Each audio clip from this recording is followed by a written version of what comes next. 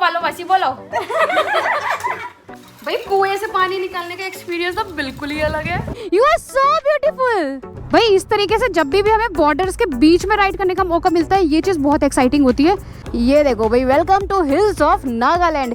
भाई ये mountain race के चालू होते ही ना देखो किस तरीके के नजारे अपने मतलब के लिए ये हमारे पास आके बैठता है ताकि।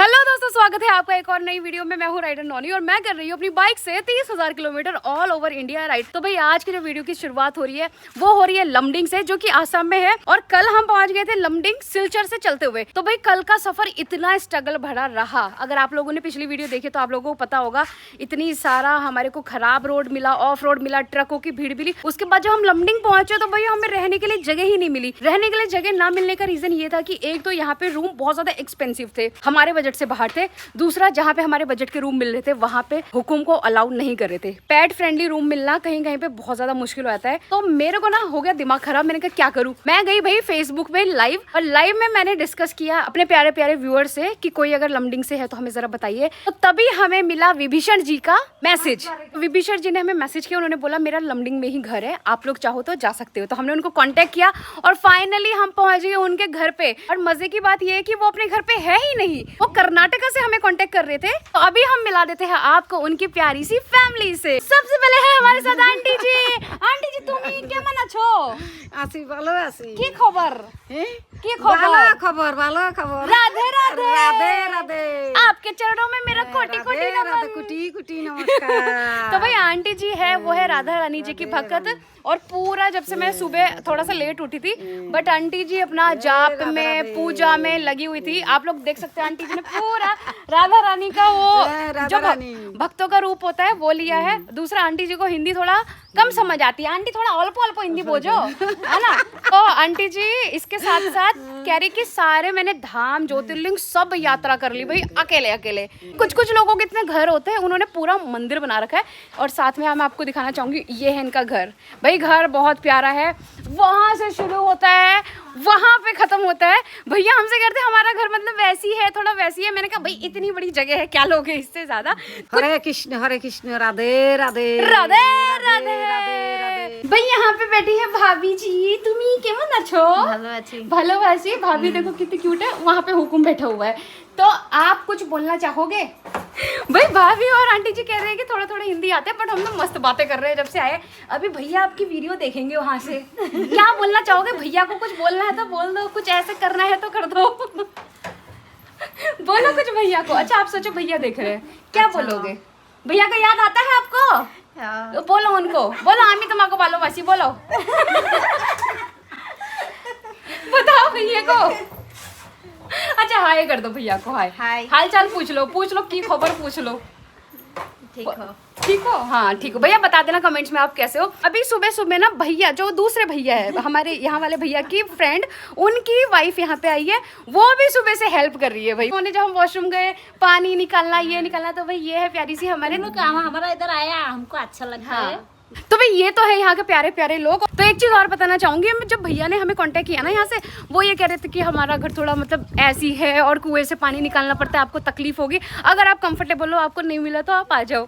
तो मैं उनको फिर बोलना चाहूंगी, मतलब भैया ये जो हमारे एक्सपीरियंस होते हैं ना, मतलब हर कोई, आप सभी को बताना चाहूंगी, जो फैमिली से मिलना, लोगों में इन्वॉल्व होना, उनसे अलग अलग लैंग्वेज के होने के बाद भी बातें करना। कई बार क्या होता है लैंग्वेज नहीं समझ आता, बट हमें भाव समझ में आते हैं। तो एक दूसरे की चेहरे की खुशी मिलना, ये सब कुछ हमारे लिए मतलब सबसे ज़्यादा कीमती है। और ये एक्सपीरियंस आई थिंक ऐसे है मेरी इस पूरी ऑल ओवर इंडिया राइड के। जब मैं घर जाऊंगी आई थिंक यही मेरी मेमोरीज रहेंगी जो मुझे सबसे ज़्यादा याद आएगी। तो ऐसा कुछ भी नहीं है। कोई भी आप लोग भी अभी हमें कभी होस्ट कर रहे हैं या इनवाइट कर रहे हैं, हमसे मिल रहे हैं, आप कभी भी ऐसा किसी भी तरीके का अपने माइंड में ऐसा ना सोचिए कि मैं आपको जज करूँगी या कोई और जज करेंगे। हम सब आपके हर एक जो एफर्ट है उसकी इज्जत करते हैं और आपको थैंक यू बोलना चाहते हैं। तो अभी हम आ गए यहाँ के भैया के पानी वाले पार्ट में। भाई ये देखो कुआं, मतलब इतना इंटरेस्टिंग कुआं है। मैं अपनी इस पूरी जर्नी का ना सेकंड टाइम कुआं देख रही हूँ किसी के घर पे होने का। इससे पहले मैंने राजस्थान का कुआं देखा, उसकी बनावट थोड़ी अलग थी, वो नीचे था। ये कुआं देखो भाई, बचपन में या फिर जब भी हम टीवी वगैरह में देखते हैं ना, उनके कुएं बड़े होते हैं। हमारे घर पे भी बड़े बड़े होते हैं, पुराने जमाने के जो चलते नहीं है, बट ये चलता फिरता कुआं है। और क्योंकि ये अपना पर्सनल कुआं है ना, इस वजह से ये छोटा है, लेकिन ये इतना गहरा है और इसमें पानी दिख रहा है। और मैं आपको एक मज़े की चीज़ दिखाऊं, इधर आओ। हेलो, क्या आपको थोड़ी सी अलग आवाज़ आ रही है? अगर आ रही है तो मैं कहना चाहूँगी हेलो मित्रों, मैं हूँ राइडर नोनी और मैं कर रही हूँ अपनी बाइक से 30,000 kilometre all over India ride. और अभी मैं हूँ एक कुएं के पास और कुएं का हमने यूज़ कर रखा है जैसे कि लाउड स्पीकर। कैसी लगी आपको मेरी ये वाली आवाज़, मुझे कमेंट्स में ज़रूर बताना। और बाकी मैं आपको ना इस कुएं का प्रोसेस कैसा है, जो लोग यहाँ के होंगे उन्हें तो पता ही होगा, लेकिन जिन्होंने नहीं देखे इस तरीके के कुएं, क्योंकि कई सारे लोग शहरी होते हैं, उनको दिखा देते हैं कि कुएं से देखो पानी कैसे निकालते हैं। ये देखिए, ये इस तरीके का बना रखा है जिसमें रस्सी कनेक्ट है ताकि पानी को पकड़ा जा सके। अब हम डालेंगे इसको नीचे। अरे भाई, ये रस्सी गीली आने लग गई, मतलब नीचे की रस्सी ऊपर आ गई। और छोड़ो थोड़ा सा और छोड़ो। आगे आगे पहुंच गया। ये इसको यहीं से खींचूं। भाई कुएं से पानी निकालने का एक्सपीरियंस तो बिल्कुल ही अलग है और बड़ा मज़ा आ रहा है। लेकिन मुझे ये समझ आ रहा है, जो लोग अगर रोज कुएं से पानी निकालेंगे ना, उनके बाइसेप्स और ट्राइसेप्स तो बन जाएंगे। यहाँ पे जो प्रेशर आ रहा है ना, मुझे वही वाला फील आ रहा है जब जिम में हम ऐसे करते हैं ना, सेम फीलिंग है भाई। तो भाई जिन लोगों को जिम नहीं करना है वो आ जाओ कुएं से पानी निकालने। और इसके साथ हमारा इतना पानी निकल गया है, ये बात भाई, ये तो बहुत ही शानदार ब्यूटीफुल एक्सपीरियंस है। आपको कैसा लग रहा है ये बताइए, और ये भी बताना आप लोगों को कभी कुएं से पानी निकालने का एक्सपीरियंस है या नहीं है।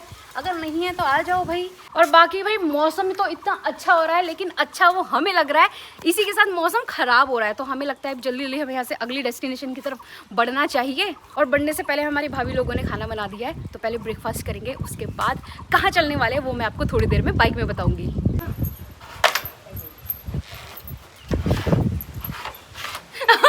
भाई यहाँ पे बच्चे लोग कैरम खेल रहे थे हुकुम के साथ, इसने भी सारी गोटियां अंदर डाल दी है, फेंको। तो भाई अभी कर लेते हैं ब्रेकफास्ट। और यहाँ पे ब्रेकफास्ट में देखो क्या बना दिया भाभी जी ने, भाई पूरियाँ बनाई है, गरमा गरम पूरी। तो भाई जैसे ही बाइक में बैठे हम राइड शुरू करने के लिए, बारिश आना शुरू हो गई है। ये देखो बूंदाबांदी हो रही है। ये क्या बात है, गलत टाइम पे बारिश क्यों आ जाती है हमेशा। ये हम बारिश के आते ही निकलते हैं। आके आंटी जी बाय। चलो भाई, रोड आ गई है तो शुरू कर देते हैं आज की राइड।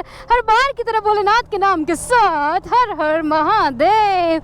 भीमी भीमी बारिश अगर भीमी भीमी रहे तो बहुत मज़ा आ जाएगा, लेकिन अगर तेज़ हो गई तो कैमरे भी हटाने पड़ेंगे, खुद को भी कवर करना पड़ेगा। तो भगवान जी बारिश इतनी ही मेंटेन रखना, थोड़ी सी रिक्वेस्ट कर रहे हैं आपसे।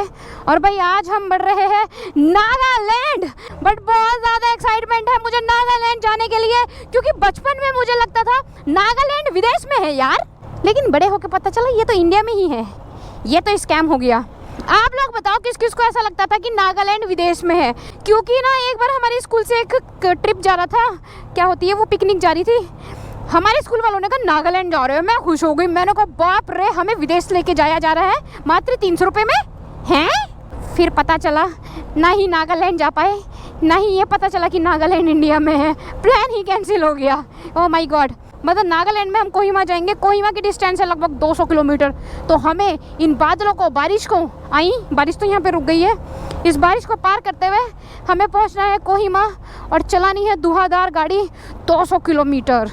तो भाई अभी सिटी से हम 1-2 किलोमीटर ही बाहर निकले कि तुरंत से ऐसा जंगल शुरू हो गया, जो कि पिछले 10 किलोमीटर से मैं इस जंगल में सेम चल रही हूँ। सेम टूटे फूटे रोड आ रहे हैं और यहाँ पे देखो इतना डेंस जंगल है। यहाँ खुला आ गया। ओ ओ ओ ओ ओ, रास्ता कितना गंदा हो रहा है भाई। तो भाई अभी हम पहुंच गए डीफू, और डीफू में पहुंचते ही हमें ये प्यारा सा गेट देखने को मिला है। कितना सुंदर लग रहा है ना, थोड़ा ऐसे आदिवासी स्टाइल से, थोड़ा ट्राइबल तरीके से बनाया हुआ है, जिसमें देखो तलवारें, लकड़ियाँ और ऐसे घास फूस के छप्पर, बहुत सारी चीज़ें दिखाई गई है एक इसी गेट पे। तो काफ़ी सुंदर लग रहा है। अब इसके बाद हमारी जो अगली डेस्टिनेशन है वो है Kohima. Leopard, What is your good name? Rani, Rani? Queen. Oh my God, you are so beautiful. where are you going now? We are going to Kohima. Kohima. Okay. हाँ. All the best. Thank you. You are basically from I am this local.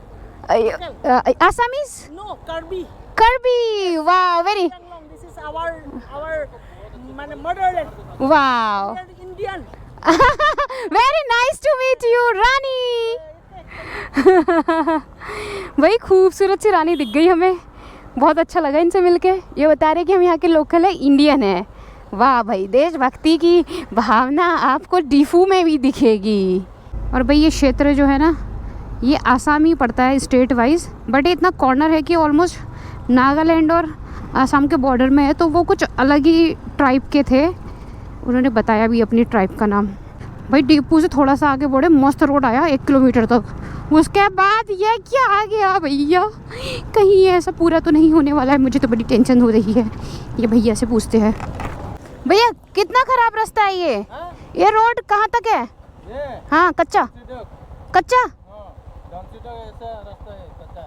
तो भाई finally decide किया है इसी कच्चे रास्ते से जाने का। भाई ऑफ रोडिंग अभी तक नॉर्मल आ रही थी, चलते चलते ऐसे रास्ते में आ गए, बगल में रेलवे ट्रैक चल रहा है और यहाँ पे ऐसा लग रहा है भयंकर मैं बैलगाड़ी में हूँ, ऐसे ऊपर नीचे ओ गॉड, सारा अस्त व्यस्त हो रहा है अंदर का मामला। ऐसा लग रहा है टॉप बॉक्स का सामान का गुचड़ पुचड़ हो जाएगा। और हुक्म देखो, ऐसा बहादुर बन के बैठा हुआ है, ये देखो जंपिंग जपा का जमचक, डर ही नहीं है इसको तो अब। ओ भाई बहुत ही खस्ता हालत है इस रास्ते की, बहुत ज़्यादा बम्प है। और भैया ऐसा नहीं है कि मैंने कोई शॉर्टकट लिया है, ये मेन रास्ता है। गूगल मैप में बिल्कुल मेन रास्ता दिखाया गया है जो बीच में से गायब हो गया है। और मैं तो ये सोच रही हूँ कोई शॉर्टकट ले लेते, छोटे मोटे रास्ते वो कैसे होते। तो अक्सर 2 स्टेट के बॉर्डर में कुछ इस तरीके की चीज़ें दिखती है, मतलब रोड नहीं बनी होती ज़्यादातर। और ये लोग जो है ट्राइबल लोग हैं भाई, कैसे देख रहे वो हमें, डर रहे होंगे, उन्हें नहीं पता मुझे उनसे डर लग रही है। यहाँ पे घर भी देखो भाई कितने सही सही बने हुए, मिट्टी के और अलग से बने हैं यार, बैम्बू के, बड़े मस्त लग रहे हैं। ठीक है, यहाँ पे भी राइड करने का एक्सपीरियंस काफ़ी यूनिक है, लेकिन यहाँ पे राइड करते करते ना मुझे गुजरात के कच्छ भुज वाले पार्ट की याद आ गई। इसी टाइप की वाइब थी वहाँ पे, इसी तरीके के सुनसान रास्ते थे। एक और इंसान आ गए, इंसानों को देख के ना थोड़ी ताकत सी आ रही है कि हाँ भाई ठीक है, इंसान रहते हैं यहाँ पे। और भाई अभी हम ऐसी जगह पे आ गए हैं जहाँ पे लेफ्ट हैंड पे आसाम और राइट हैंड पे नागालैंड है। वाओ भाई, इस तरीके से जब भी हमें बॉर्डर्स के बीच में राइड करने का मौका मिलता है, ये चीज़ बहुत एक्साइटिंग होती है।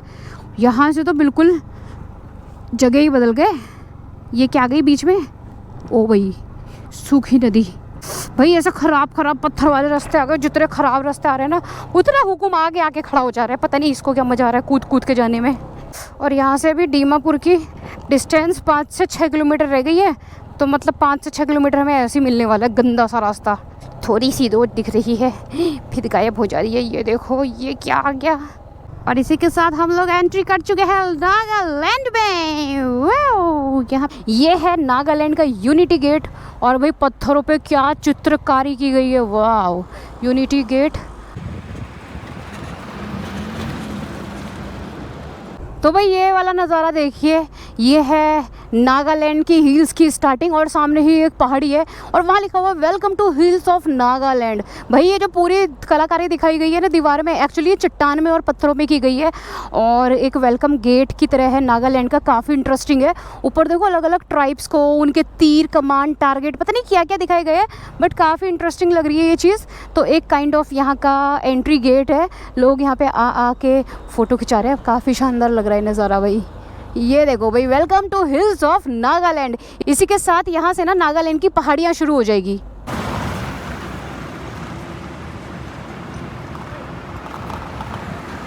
वहाँ पे पूरी लालिमा छाई है और ये देखो भाई, ये देखो भाई, ये माउंटेन रेस के चालू होते ही ना देखो किस तरीके के नज़ारे आ गए। इतनी ऊंची ऊंची पहाड़ी, ओ माय गॉड। सामने देखो चारों तरफ से ही बड़े बड़े पहाड़ों ने ढक लिया है। और इम्फाल का भी रास्ता है, यहाँ से कोहिमा की डिस्टेंस 54 किलोमीटर रह गई है। तो भाई वेलकम टू कोहिमा हो गया है, ऊपर दिख रहा है, पता नहीं कैमरे में तो दिखेगा नहीं दिखेगा, बट हमने एंटर कर लिया है कोहिमा सिटी में। और लेफ्ट से पूरा देखो मस्त वाला नज़ारा दिख रहा है पूरा सिटी का। और ऊपर सन कॉफी पीनी है। तो भाई हम लोग पहुंच गए कोहिमा सिटी में और हमें आज के स्टे के लिए रूम भी मिल गया है। रूम की डिटेल मैं आप लोगों को दे दूंगी क्योंकि रीजनेबल प्राइस में हमें बहुत अच्छी प्रॉपर्टी मिल गई। अदरवाइज जहां से हमने रूम देखना शुरू करे बहुत महंगे थे, मतलब 3-3 हज़ार के काफ़ी बेकार से रूम दे रहे थे।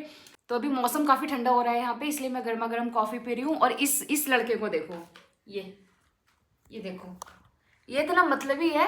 ये मेरे पास कभी आके नहीं बैठता, मुझे कभी प्यार नहीं करता, लेकिन अगर हम किसी ठंडी जगह चले गए तो सबसे पहले मेरे पास आके बैठता है। अपने मतलब के लिए ये हमारे पास आके बैठता है ताकि इसे थोड़ी गर्मी लगे और ठंडा ना लगे।